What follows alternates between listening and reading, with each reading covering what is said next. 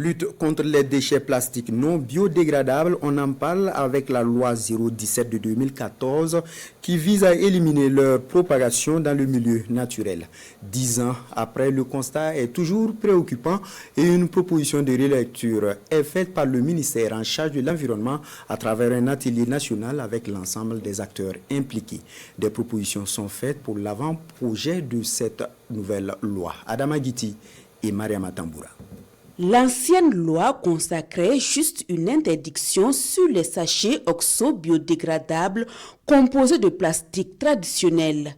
Avec la nouvelle loi, il s'agira de donner une alternative durable aux sachets plastiques.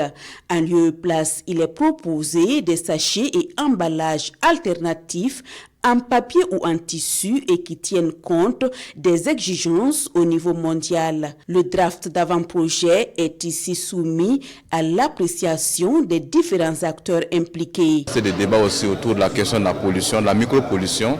Donc on s'est dit, pour véritablement lutter de façon efficace sur la pollution liée à l'environnement, il fallait évoluer progressivement vers l'abandon même de ces plastiques et emballages plastiques et remplacer par ce qui est durable et qui est assez bon pour la santé humaine et animale.